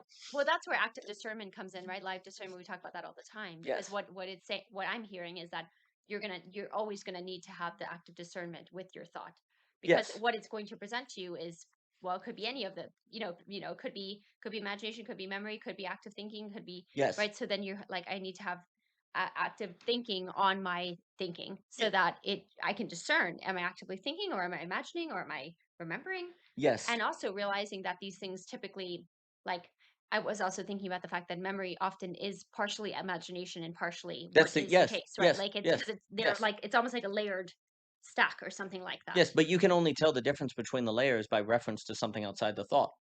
If it's a memory, because when you And imagine the what is that kitchen, thing outside the thought? the world, like, you need reference to the world, and yet that's the thing, is eventually if you kind of practically start treating the external world as not as real as your thoughts, you'll get swept up in the mental image Mm, where your neighbor's evil or whatever, and yeah, yeah. you'll forget all the times they were nice to you. Oh Do you yeah, see what I'm saying? 1000%. So you stop referring to the external world in a certain way. And I guess I just will Hmm. also say quickly and then get into Yeah. the change stuff. Yes. I Yes. know we're short on time. Is that um a lot of what we're talking about here with dream equality, to me, is how I think about when we talk about fallenness, sin nature, principalities, God of this age. Like, this to me is all, like, in Christian theology. This is all what it is, like, in a certain sense. Now, I'm not saying it's just that. I'm not saying it's all just metaphor or whatever, but I'm saying that if we think about sin, the sin nature of human beings, as this tendency to be toward dream equality without realizing it, I think then we can also start talking about how you can meaningfully discuss humans being fallen in a more Protestant sort of sense, but also have room for sanctification. Because the very mechanism of our fallenness toward dream equality can be used toward experiencing the world in terms of beauty. So if abstraction, let's just say abstraction, if abstraction is what causes dream equality, which is the temptation to be like God, but that abstraction is also what makes it possible to turn women to woman to Michelle, partial object, infinite mystery, right? Hmm. Then actually the very mechanism of sanctification, now this has to be expanded on, but the very mechanism of sanctification is also when disordered fallenness. This, Same mechanism. the same mechanism, like the abstraction and the argument of why you could say we're innately sinful in a certain way is because we are naturally toward using abstraction in favor of dream equality versus sanctification and Yeah. beauty. Yeah. And so that's to me very important because it helps us think, say, the Catholic, the Orthodox, and the Protestant positions more together. Now, of course, not all Protestant positions, that's implicit. But I'm just saying that we have a problem in Christian theology of thinking a certain tendency of human beings towards sin with a possibility of sanctification. Mhm. And also, it seems to be the case that this fallenness of the human being somehow applies to all of creation. Mhm. Like it's not just human. There's something about all of creation that Mhm. has a kind of fallenness to it. And I think it is tied to this matter of dream equality. When that very tendency can also be the very opportunity, right? Yes, That's the whole yes, point. yes. Um, it also made me think about shoot, I forget what the other thing I was going to say, but oh, mechanism. That's it. I remember now. Well, it makes me think of how we talk a lot about the social coordination mechanism, Yes. but that same mechanism can be used for people being Fascism. Yeah, hikikomori yeah, of or course. lost in a Technology. discord Yes. world. I'm not Yes. trying to dog on that so much, but you get what I'm saying. Like Yes. just or an addiction or stuck on porn Yes. or whatever it is. Like Yes. that's the same mechanism because the mechanism is simply well, I mean, yes, we talk about specific tools, right? So like when we talk about the internet social coordination mechanism, generally it's going to be like we're talking about YouTube and Zoom for the most part, right? Yes. There might Yes. be some Yes. There could others. be others that can be They could be used others, toward it, but you right? could argue you'd have to go one by one through the Yeah, technologies you'd to have see and through which the are apps and riskier other versus other blah blah blah. exactly, exactly. But on the whole, the like the starting thing that allows for any of the access to any of that is the same, which is the internet. Which Yes. then, how are you going to use it? Yes. Is going to either lead to your, Yes. your mechanism of addiction or your mechanism of social coordination. I mean, Yes. this is so it's yeah. Anyways, I just was Yeah, thinking about and that too, again, for me, the phrase which I told do think there's dream equality a lot in the route of addiction and oh, it's using all yeah about that. and Absolutely. yeah versus social coordination Yes, mechanism. because even if like it's an addiction that doesn't that you would say I'm miserable because I feel so guilty of a porn addiction Yeah, or yeah, something like that, it isolates. That's a movement of dream equality. You're the only person in experience. Like yeah. isolation is because You're in this whole other world, yeah, you're in and this yeah. whole other Yeah. world and you're alone with your thoughts. Mhm. Alone with your thoughts is like dream equality. Now, I'm not saying all experiences of dream equality are equal, but basically, Yeah. any loss of the social is a win of dream equality. Maybe some wins are better than others for it, but all of them contribute to its effort. Mm, Like the only way to basically fight dream equality is the social and bringing back the social. mhm, The state, the Leviathan left to its own devices is dream equality. The individual is dream equality. All of these, and dream equality as a demonic campaign, conspiracy, it's fine. It doesn't. It needs that difference to seem like there's revolution. Like it doesn't want it all to be. It's just like people talk about liberal and conservatives are actually two sides of the same party, but it creates the illusion of mhm. competition. Yeah. So likewise, dream equality has many different manifestations that create an illusion of competition and difference, but it's actually all the same. Mm. And it's a problem. Please. Well, it also made me think just really quick, like how, um, yeah, this also informs on like a collective consciousness what people decide is the dream, right? Yes. Like there's ways in which, yeah, there's more to kind of think on that, but there's something about it, you know, you really like I have. The thing is that the things that people will say, well, that would be the dream. If they are perversion, well, unfortunately, that's because we've chosen perversion as the dream. Yes. But our habits will like lead us to think that is the dream, when Mhm. really the dream should be the mechanism for being further into your reality, Yes. right? Like the dream that you realize you make real and then make happen, and that is then beneficial to you and your community. Yes. Um, but I think there's a lot of it's just interesting to me because like but the technology will come in and then sort of like recalibrate the foundations of stuff that then set people on these trajectories that they decide what they think is the dream when really the dream in a good sense like oh wow that whatever that dinner was a dream or something like that like what I'm trying to say is that it's calibrated by the the fact that's like something's done some work the technological essence has kind of come and determined certain things that then get people thinking, well, this would be more of a dream life than this life or whatever, Yes. but this is why it's important to me too, because just on a very like practical level, if you understand and start to become aware of dream equality, then it also refers back to like, well, what do we like desire? Like what do we think of as the dream life or something like Yeah. that? And like ultimately a lot of those things you start to realize, oh, like they're just actually trying to perpetually put you in a dream, which Yes. if you were perpetually in a dream, it's like the bad aspects of inception, right? Where you can't get into reality again. Yeah. Like you're not able to be in the reality. And Yeah. that's, you think it's like a relief and fun and all that, but it's like it's terrifying actually. So there's a few things. And then we'll get to Yes, yes. the question. And then we'll wrap up. Yeah. Um so arguably a reason why doing art or like writing or poetry or reading is very important is because you're actually training yourself to bring dreams into actuality. Mhm. So you're fighting the subconscious tendency to Mm. keep dreams as dreams. Interesting. And so a reason why the phenomenology of the artist or creativity can be a big deal is because even if you don't know any of the stuff we're talking about, you get used to treating stuff in your head as something that needs to be actualized, That's and good. thus puts it under determination, not over it. If you under actuality, not over it, you see? Like people who like Mm. if creativity that is not brought into practice is very much toward dream equality. Or a longing for dream equality because you got all in this head and you want to release it, and that can make you more manipulatable and susceptible and desperate to try to basically achieve a dream equality state. Second, there is something about, like, the failure of desire, like, there's no object, Lacan, all these cats, C.S. Lewis, Way to Glory, this idea that no object brings you fulfillment. Well, what about lucid dreams? What if we had a lucid dream and that wouldn't maybe that would bring us fulfillment, right? That's basically the last ditch effort. That's like the promise of dream equality, that actually a perpetual state of lucid dream, ergo you could say VR, whatever. But basically to make reality like a lucid dream, that actually would be the way to address desire, right? And basically, the absolute choice, in its most fundamental sense, the absolute choice that we talk about all the time. And whenever we say an absolute choice, it's on a gradient of this choice. The final absolute choice is lack is not nothing or lack is nothing. But another way to word that is humans need limits or humans don't need limits. Like we need limits to actually be happy or joyful, or we don't need limits, right? That's kind of the final absolute choice. And basically, the idea is to resist dream equality is to make the metaphysical choice. This is a metaphysical choice. Nothing in your phenomenon, because you experience all phenomenon according to thought, which is self relating. So you have to add to your thought. You have, like I was saying, you have to add to your thought reference to the external world, right? Like the elephant, like the kitchen, you know what I was saying? You have to add to your thought that limit is needed because your experience of the world is not going to tell you that you need limit.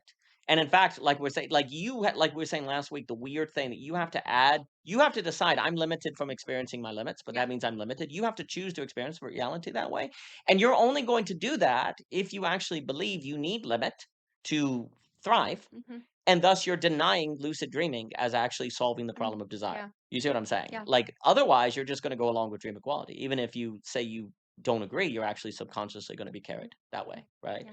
Um, That's so good. the absolute choice is ultimately a choice against dream equality. The campaign of dream equality. It's Yeah. a choice against it. But the only way you're going to choose it is to face negativity because limit, Mhm. you got to accept that Mhm. your neighbor is not a monster. You got to Mm. accept you could Mhm. be wrong. The only way to save the human is to accept you can be wrong.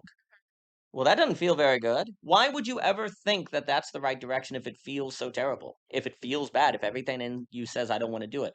What would make you choose pain when pain rationally is that which you avoid? You have some higher principle, you have some metaphysical dimension that makes you say, no, I actually have to go through that, but you'd have to choose that. It's an absolute choice because it changes the character and Mhm. quality of the absolute, like the nature of reality, if you will, right? And of course, the question is, what are the chances of doing that without a belief in God, right? Like that Mm. gets into this. This is the question of how Mhm. philosophy and theology relate, Yeah. because there's something about when you get to the deepest philosophical challenge, the question becomes, can you pull through without a theology? And arguably without, our argument would certainly be without a concept like beauty, you won't. And then the Yeah. question is beauty, as Jochen has pointed out, and I agree with him, is beauty the perfect link Mm. of philosophy and Mhm. theology? Do philosophy and theology blend at the Mhm. point of beauty? Um, Now, I guess the question that was asked is, how do you not pursue dream equality, right? Can I just say something Yes, really quick? please. We'll get to the question. I know, but I was thinking about this lucid dream or like the Luciferian dream. Yes. What's funny is, I do think that sometimes in the problematic way, where there is something where we've talked about in the past, where this idea we talked about it with probability possibility, but like the Christian theology of almost like rapture um Yes.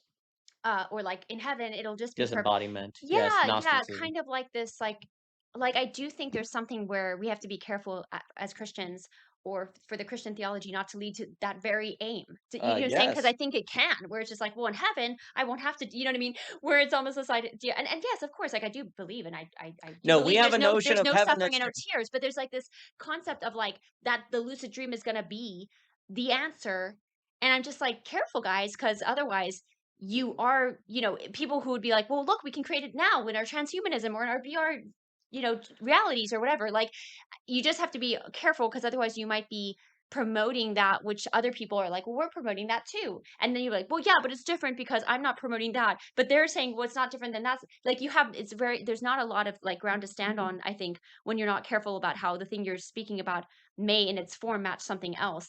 Because then you're like, well, wait, do you get what I'm saying? The And demonic the demonic conspiracy is very cunning. yeah, It is because heaven absolutely heaven is on earth.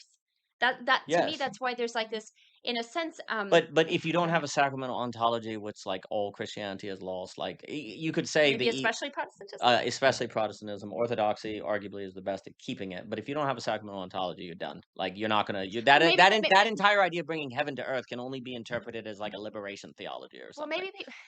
maybe people are like, but Daniel, like it's fine. Like, yeah, heaven is going to be like a lucid dream, and that's great. Yes, on the other side of the cross, like on the other side But of they're like, but that's how I determination. mean it. Beauty is heaven. Heaven is beauty, but it's in determination. Well, if they mean it that way, that's great, but that's certainly not what I mean. N.T. Wright ain't going to be writing "Surprised by Hope" if you don't have this bad Platonism, not the good Platonism, Jocko, but like this bad popular version of Platonism as ideal form. Um, I think the issue I have with it potentially is because when people think about it there, unfortunately, they live now in such a way that is they it's serve dream equality. like, yeah, even though they They don't mean serve the to, like, technological essence. that's the big thing. Like, maybe heaven is literally like lucid dream. I don't There know, is a but way in which beauty, yeah, yeah, remember, beauty is an experience of something like the lucid yeah, yeah, dream, but you're yeah. not sacrificing the world for it. It's in the world, but not of it. Exactly, exactly. So that's, I think, the only thing where I'm like, that can be problematic because I think how it makes people live now is sometimes to just say, well, I don't have to learn the tools to deal with these certain things that come Yes. up in our negativities we Yes. encounter because I don't really know how, but one day we just won't have to deal with it. It's Do you see what I'm saying? it's Like, there's this extremely kind of, problematic. I think that happens quite a bit, and I don't think anyone's intends that. Like, nobody's intending No for one that to. intends to serve dream equality in the way of describing it. It's progress or increasing GDP or Or spreading the being a good gospel Christian or because being you're a like, good I believe Christian in heaven, we won't or have to deal being with it. just because my neighbor does suck. Like no one serves dream equality but for good reason. It is incredibly cunning. The demonic conspiracy is incredibly cunning, and the divine conspiracy of Dalit Willowed is very subtle. That's the problem. We as human beings, if we use that theological language, we are caught in the middle of a divine conspiracy, like Aslan on the move, kind of Narnia thing, which is very subtle. And there's also going on a demonic conspiracy that is incredibly cunning What and was the first one? subtle. Divine conspiracy is subtle, Subtle. very subtle. And the demonic That's a good conspiracy thing though. Like not that it's subtle, but yeah, like it's a the good thing. Yeah, no, the divine conspiracy is yes, the of course. Dallas Willard, Yes, how yeah. God's working in the Yes, world, yes, yes. right? The And Holy then Spirit and all yes, of yes, that. yes. The demonic Subtle, conspiracy is very cunning. cunning. Yeah, yeah. Like it's able to For get sure. into religions and make it serve dream equality as it thinks it's not. Yeah. It's incredibly cunning. Yeah. And but And but I know but there's a this lot is there. Like I know there's a lot more to get but into than arguably that. without philosophizing your life, you are going to serve the demonic conspiracy. That's what's going to happen. You're going to be habituated. You're going to be made toward the demonic conspiracy, dream equality, without you knowing it. Yeah. That's why you must philosophize your life. And yet, philosophy as abstract thought is why the dream equality is a problem. Mm. But the problem is not realizing the role of Yes, philosophy, not exactly. realizing the role of abstraction. And again, if there's no abstraction, you say, well, God should have made a world without abstraction. Then there'd be no beauty. Yeah. There'd be no partial object. There'd be no mystery. There'd be no possibility of an eternity that ever deepens. Exactly. Abstraction is the necessary risk of an eternity that ever deepens. Mm. It's the abstraction is necessary for Narnia to become New Narnia, for New Jerusalem, for humans to have an ever deepening quality. Abstraction is the necessary risk. Abstraction is necessary for time to be most real, not space, and thus freedom and all of these different things, right? And frankly, without abstraction, there's no freedom. So God would have made robots, right? But with that potential possibility comes the risk of dream equality. And again, the divine conspiracy of Dallas Willard is very subtle. The demonic conspiracy is very cunning. And you have to constantly be on guard. And if you're not philosophizing your life, you're not going to be. And because then once you get enclosed, you're not going to know you're enclosed, and that's that, right? It's very, very different, unless God sends a devastation or something, right? Or beauty or a strike of beauty. But so the question then becomes, and I know we're out of time. How do you not serve demonic? Basically, it's all about your spaces. It's all about what are the spaces you're in. Are you regularly And encountering other attention. attention? No, I didn't bring this up earlier, but So Samuel huge. Barnes book. If Yes. you lose attention, you serve dream equality. The dream equality Yeah. is all Yes. about making you lose attention. Thank you, Samuel Because Barnes. yeah, because the only way you're going to pay attention to something subtle, Hmm. divine, Yes. is attention. So Absolutely. that's why you could say the next stage of the campaign of dream equality is taking attention. Yeah. There's no attention, you're done. You're serving the demonic lucid Mm, dream. mm, Yeah. yeah, very very radical, vulnerable example of this that I experienced today of attention that can break you out of your little world, your worlding that's unconscious. So you Yes. can do worlding that's conscious, and that can be good. But I told one of our children like, be careful not to drip something on the floor because they'd ask for a paper towel, and I was like, yeah, I'll get you one. But they'd started moving before I brought the paper, so I was like, well, just make sure you have the paper towel before you Yeah. move the thing that's dripping on the floor. But then I guess I was moving something from the sink, and I was just dripping on the floor. Yeah. Right. And I was like, Yep. I'm dripping on the floor, Yeah. and I think it's not like I yelled or something, like, I was kind about it, I think, but I did draw attention to it, Yep. and then I was like, I should also pay just as much attention to the times I do the thing that I'm asking, "Hey, don't do this," or, "Hey, could you do that?" It's like, and that's really, really, really important in parenting, Yes. is that you have to pay attention, not just to what like, yes, to what the children are doing, but also to and I did do actually a Spotify recording about this a long time ago. I think it's called like the oscillation of attention or something like Mm. that. But basically, we have to pay attention to ourselves, and we have to pay attention to the good and the infractions or whatever you want to say, because it's easy to just say, oh, it's like you need to, that's why praising, and like when you actually say like, oh, it's important to actually say praises, like, not just to say, like, to acknowledge the things that are positive or like you love or whatever, because it's easy as humans just to point out the things that, oh, you didn't do this, or make sure you don't do that, this, like, well, if you're doing that but you never hear the thanks so much for this, and I love you, and I'm so glad you're in my life, like, you have a disproportionate thing going on top of the fact that you're not even paying attention to yourself, Right. and the fact that you're doing stuff that, anyways, yeah, I Yeah. just think it's Yeah. important. It's really, really important to pay attention, and to pay attention in the right way, because micromanaging is also attention. It's just it's kind of a perverted attention where it's not paying attention to the whole, or to the gestalt, or to the what's underlying this thing that then gets mirrored in your children or other people. Like, you have to pay attention I mean, in the right way. another Sorry. Yeah. another Yeah. trick I of just think the that's yes. was an example that was interesting to me I today. mean, Yeah. another example of the cunning of dream equality, which again, the demonic conspiracy and dream equality I'm using interchangeably. But another cunning of it is to make you think you have incredible attention because you're constantly seeing the faults in other people. 1000%. It's Like like, no, judgmental. no, y'all, like, that's not Yeah, we think we have strong great job. attention Nobody because wants we're to be judge. around you because Yeah, you're yeah, all we think we have strong micromanaging. attention because we're judgmental. Yeah. Because that feels like we're really We're attending. really I can attentive. see I how can much see. our neighbor sucks, but you never see yourself, right? But Yeah, these yeah, are all the moves, and this is yeah, why ironies like the fabric of reality and yes, sin and irony go together because many of the demonic conspiracy yes, campaigns yes, have an irony yeah, to them, right? yeah. And that's an arguably why literature and irony go together for Harold Bloom. Basically, the problem of not being able to change yourself when you wanna change yourself is because you don't have background formation. Mm, You mm, lack mm, background formation. mm, And so what are your spaces? Like, what are the rooms? Are you encountering people regularly? What are your liturgies? Like, yeah. are you moving through living environments? Stuff we've talked about constantly.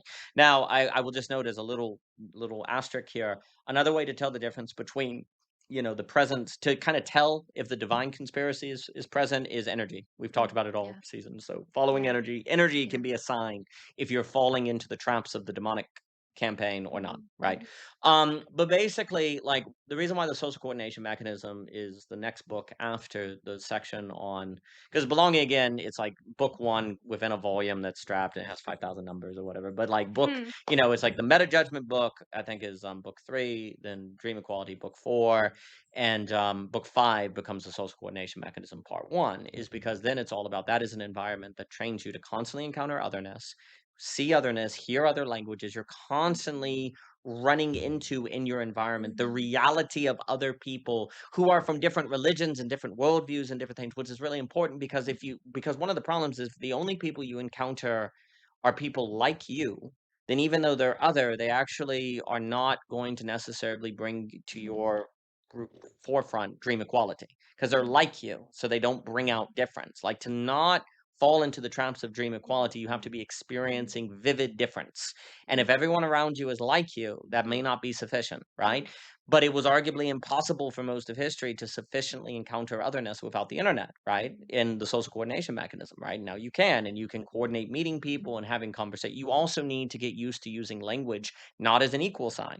These mhm, philosophical dialogues, there's no equal, like, you notice how it's resisting the equal sign. We're going deeper and deeper and deeper. When I say, oh, today was a good day, done, equal sign. Like most people's use of language habituates them to the mhm, equal sign.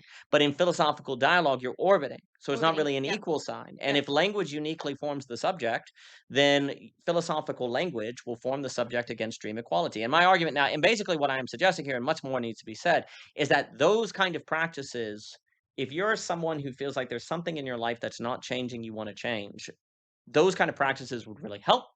Then stuff like you talk about, that's 100% the case. Getting in nature, like Yes. putting bare feet on grass, like Yes. walking across the yard. Hey, Hmm. look, my energy changes if I do a different activity in the world. I guess the world is real. If like being in sunlight makes you feel better, that Yes. then subconsciously functions as evidence that the external world is there, of which, of course, you know when asked directly, but subconsciously, if you're always going into buildings and offices, like if you're constantly in fungible man-made environments, Mm. then a city feels like a dream because it's man-made. Do you see what I'm saying? And I'm not saying a city is a dream, but your Yeah. architecture and your surroundings are constantly that which humans Yeah. make. Well, then that is Yep.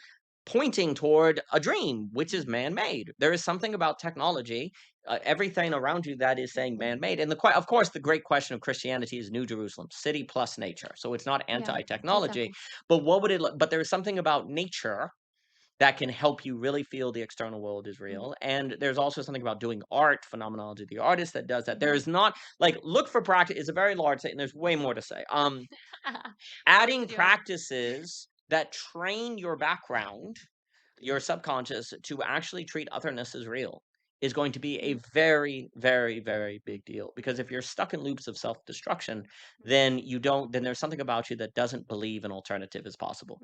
So you need to believe otherness is real. Yeah, that's all very, very good. Yeah, I mean, I agree 100%. I was actually thinking a little bit about how the village women talk a lot about like activating the back chain of the body Mm. and how that's really, really important because in our modern sedentary Yep, culture, yep, yep. it's just collapsed like this, and it's that when you do like our posture relates to our posture to the world and to what we encounter. But like the front gets a lot of overcompensation. And so to me, what I'm thinking about is like just an image of kind of like that being the shield. Like we kind of layer up stuff in the front here because we we're misplacing where like our stability is. Mm, Like and the stability is in the background. mm. It's in the back. Yes, It's in it's the in the background. Yeah, yeah, yeah, yeah, yeah, it's in the yeah. backbone, Yeah. it's in the back, Yep, it's in yep, the buttocks. It's like yeah. it's actually like that is your stability, and that's what they'll talk a lot about. Mm. And we've misplaced it to say this is your core, Ah, and really like what they're suggesting, at least I mean for humans in general, is that we like it's almost like we have gotten tense here because it's like you get afraid, but this teaches you to get strong enough and stable enough and discerning enough that you can like go forward, like you're not just like shielding yourself. I don't know, it's very interesting. I see like images going on in my head. and But yeah. I know we have to close, Yes. but basically, the body is your best defense against dream equality. That's why it's Yes. all about the Yes. body, and then Yes. that And gets to asphasia on emotions. yes. Like all of these Yes. things are your best weapon against thought, trying to 1000%. against dream equality, because dream equality is self-relating thought to itself and nothing else, Yeah. right? And and to kind of emphasize it, because again, I think it's really it actually will take a lot, and maybe people would have to re-listen or something like that. But like I know it with orbiting certain things where you're like, oh, like a deeper awareness of it. Yes. But dream equality is not actually going to be like you think you might want it, Yeah. but it will not make you like happy. It will not make you a No. flourishing human No. being. No. So this idea of like being able to think about your background, think about your back chain, like develop those things, like make yourself stronger in that way is really important, because like you're saying, the body is going to be what's informing you about how to actually like enjoy getting up in the morning. Like, Yes. really actually feeling like I can get up and go, like I know how to take care of this vessel so that I can be like more alive and excited about life itself. Yes. Whereas dream equality is just going to have you, I don't want to get out of bed. I don't even Yes. want to encounter. Yes. I'm scared. I don't, Yes. Yeah, it makes you weak. but Um, the body is huge. yes. But it feels like a leap of faith to use the body to get back to like thought being properly ordered, because the Because body thought we've doesn't always wanna think that, or thought struggles to think that. Thought is yeah, or thoughts like self-relating. we can just be ourselves. Like, we don't Yeah. need the body Yeah. kind of Because thing. look, Yeah. we control dreams, like, we can Yeah. do anything, we're unbound, right? Yeah. Thought experiences itself unbound, so it is not a reasonable thought to thought, it needs the body. Yeah, and we a lot of our technological essence, sorry, a lot of the technological essence also wants us to believe we have a set. We can just cut off our fertility with Yes, birth control. We can just yes, cut off this. yes, We don't have to deal with our body because we can yes. use air conditioning. We're I'm just saying, free from yeah, we don't have to determination. feel this. We don't have to feel that. We can use an epidural. Like we don't have to feel these things. We Yes, don't have to be determined to by our body. yes, We can just do whatever we want yes, to do, yes. and that's there is It's a dream on the equality in gradient of that. dream Yeah, equality. yeah, Absolutely. yeah, It's freedom from determination, freedom from yeah, limit yeah, versus freedom in limit. exactly. Um, So the body's very anchoring to, hey, reality check in a yes. sense. So like two things Oh, is ooh, there's more there though, because yeah, I'll put that as its a little pin in that. please imagine it. So to say something extremely large, kind of like we were speaking with Jediah and Sea Money, is the point of abstraction is basically for the human to experience the metageometry of all phenomenon that is the unfolding form that is isomorphic with all phenomenon participating in beauty. Extremely large sentence, but but what we tend to do is use abstraction for dream equality. Yeah. But without abstraction, you couldn't have an experience of the forms in this way, and thus beauty, and so on and so forth. And um, the thing I was also going to say is that like people have to make they have to choose their side. There's a way in which this moment in history, it's decision time, everyone. Like Mhm. because you can't have certainty. You have to decide. Like this is the absolute choice that increasingly everyone is going to have to make. Because another thing, like before I forget, dream equality couldn't have succeeded as much as it has without increasingly creating the conditions where people realize the need for beauty. Like it can't become so victorious without some of the pathology starting to show up and people looking to beauty. And the counter to dream equality is using abstraction for beauty instead, right? So that's kind of right. So the idea of there being an issue is arising almost in a kind of Hegelian notion of a movement of the notion or the concept or whatever. Um, and basically, everyone has to make their choice now. Do you think uh, humans only have fulfillment in limit or from limit, Mhm. right?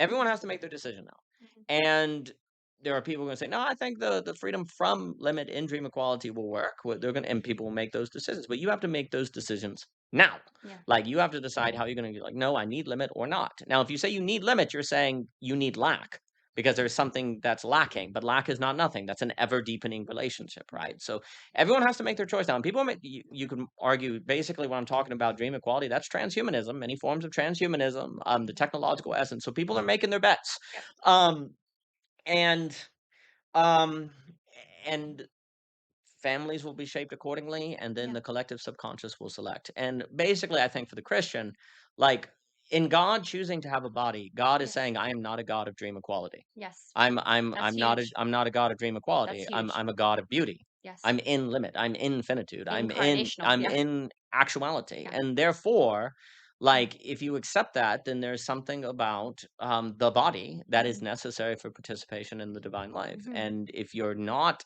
and you can say all day long the body matters, but if you're not doing the practices, Yeah. then technically you know it matters, but practically you do not. And so even though you technically know dream equality is a problem, practically you're heading toward it. So Mhm. if you don't take seriously the back and the stuff that we're Mhm. describing, then you are in that direction. If you don't learn to take seriously learning to speak or to be Mhm. present with people, all things of the body, if you don't take seriously emotion, then you are practically toward dream equality and thus falling in line with the demonic conspiracy. And Mhm. you are against God's choice to be embodied in terms of Christian theology. And so these things all matter because they determine your background. These little choices of how you treat your body or if you how you treat emotions, all of them add up to the sum of how you decide to treat limit, Mhm. how you treat body. And that determines the subconscious that organizes all of your actions and determines if you're Mhm. toward dream equality or beauty. Yeah. And this is the age where we have to choose. Yeah. 100%. But for more by OG Rose, please visit ogrose.com, X, Instagram, Amazon. All purchases and reviews of the books are deeply appreciated. Mhm. And thank you so much for your time. Thank you. Bye bye.